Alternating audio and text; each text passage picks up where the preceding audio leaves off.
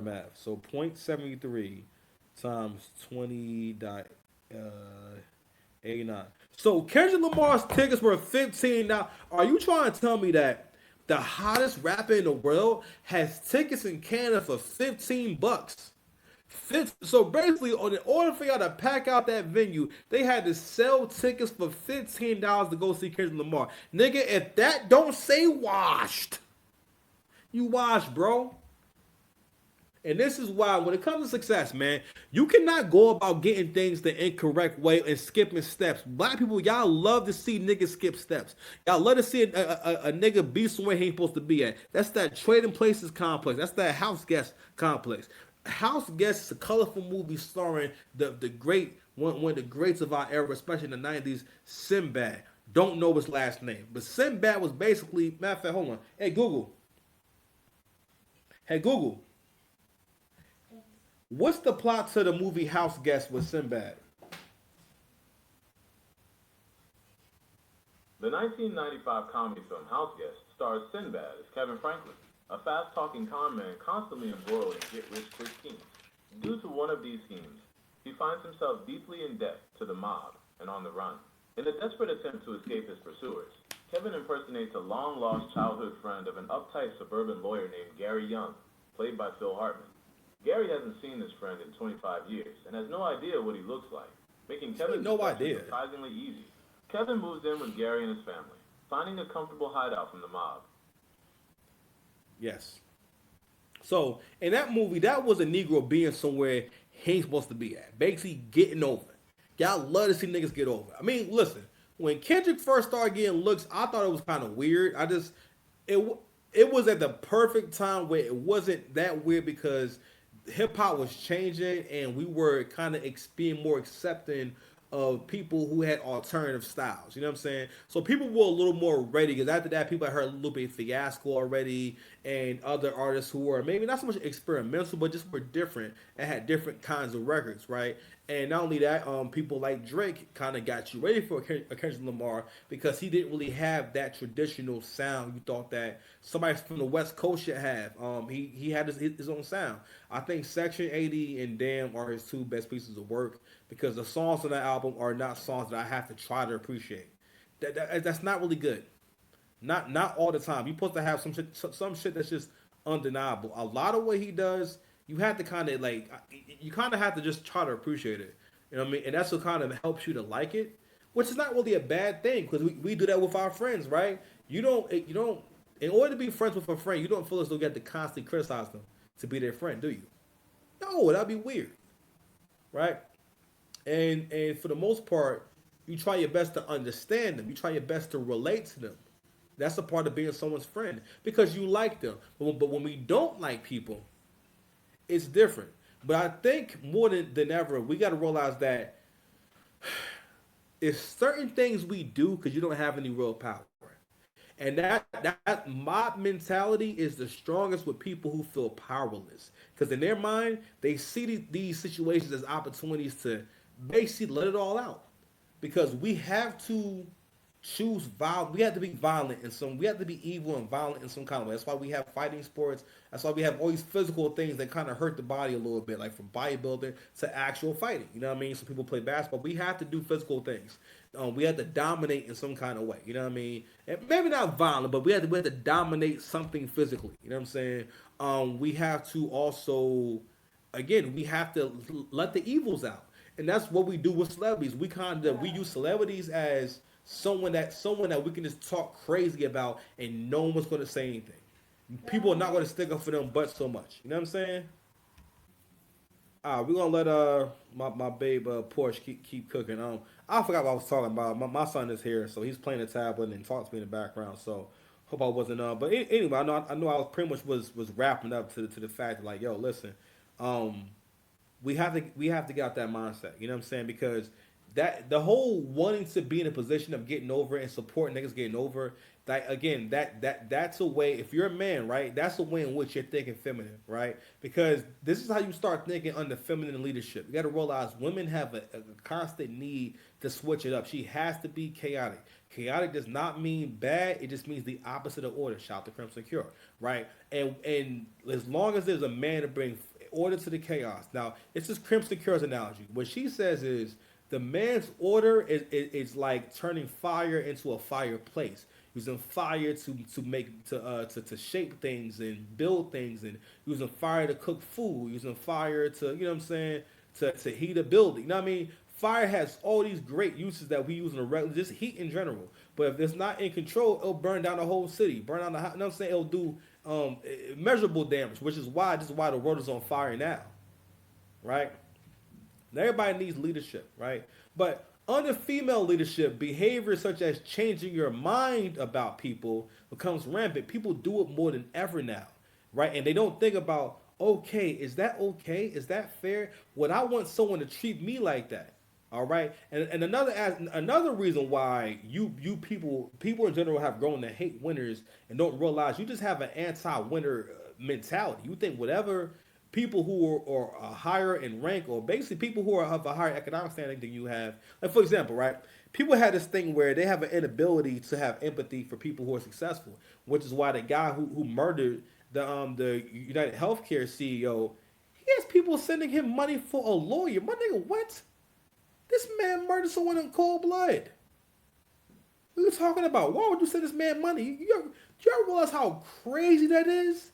For someone to murder someone in cold blood, and because people feel as though, oh, well, these healthcare companies are evil, you think, what does the CEO dying do for you? And in y'all minds, again, I don't know if it's from movies, but a lot of this, again, no, I'm sorry.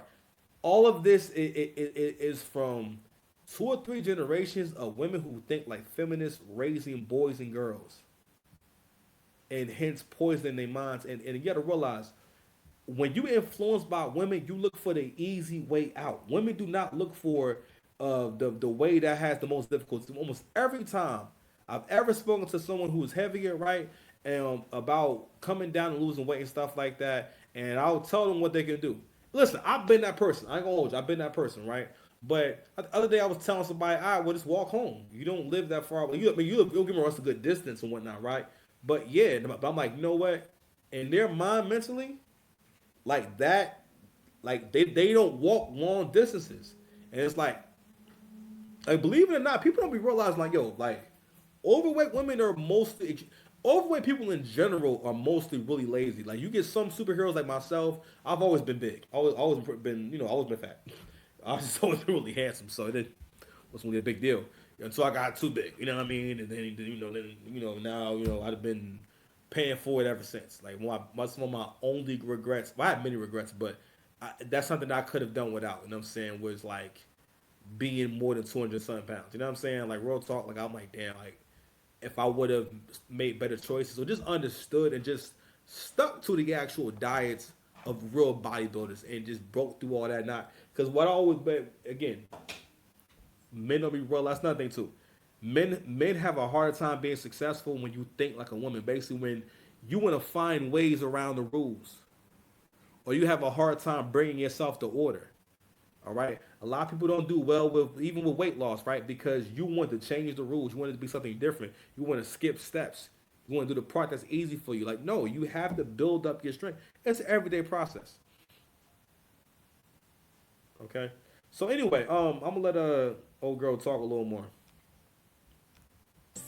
And that they weren't selling out until they dropped the price down to $20. We're not letting that go. Okay. Say what you want. You can come to my comments all you want, talking about one more time, one more time, one more time. No one cares. $20.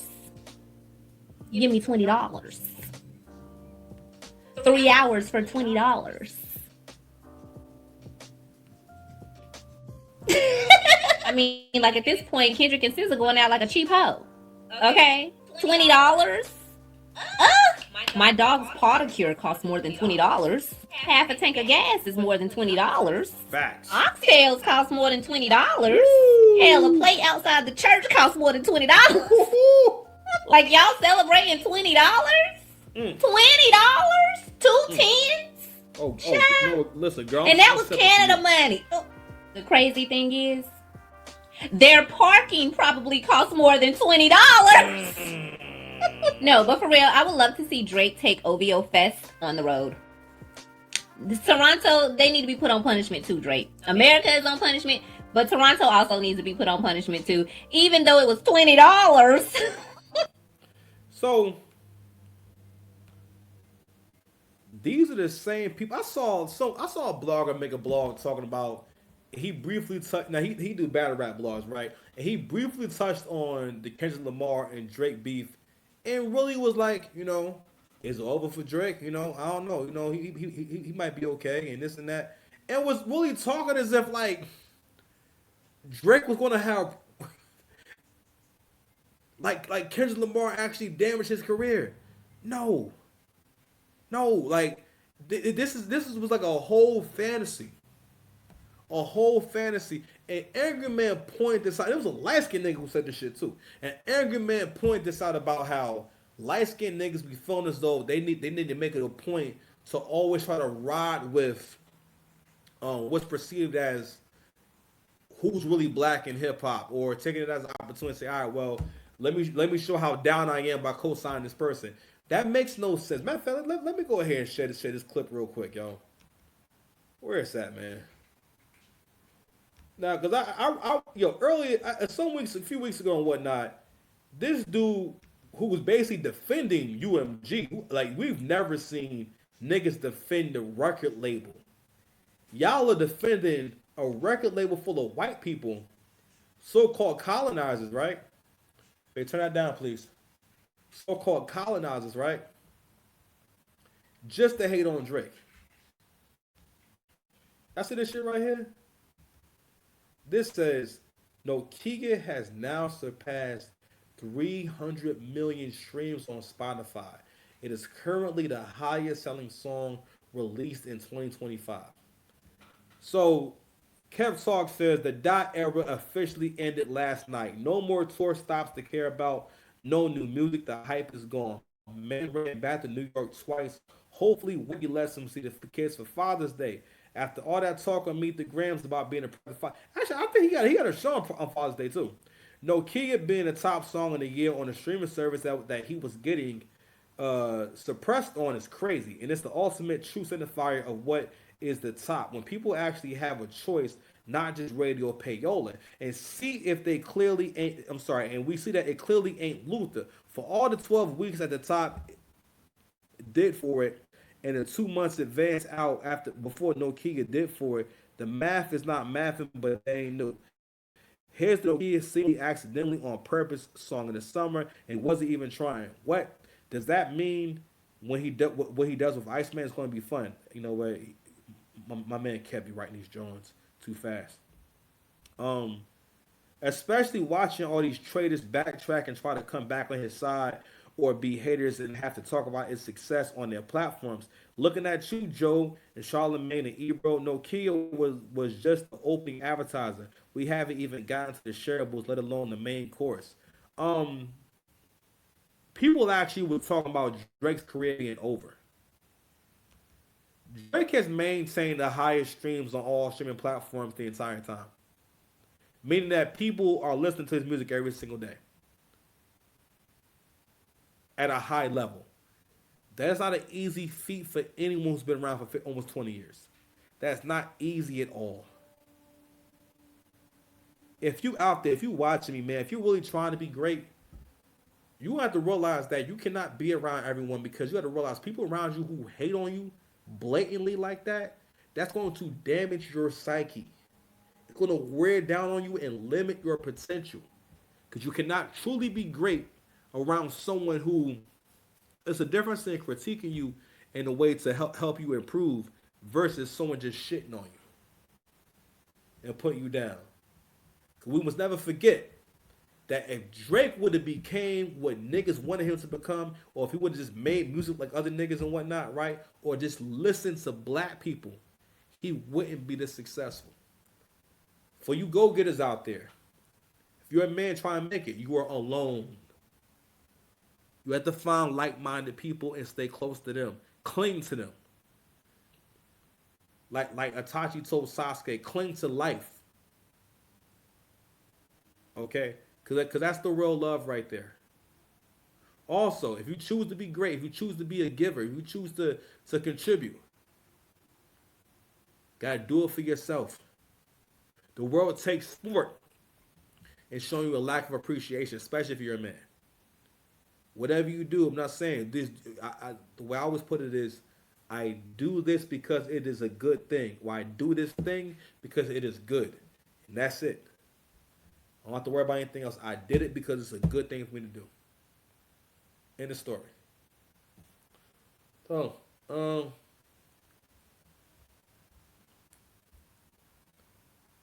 we're gonna go ahead and close out with that, man. So I wanted to touch on that. Hold on, before I go, let me make sure I got nothing else. Hold on. All right, you guys are free to go. Okay. Have a good night. Subscribe to the channel. Love you.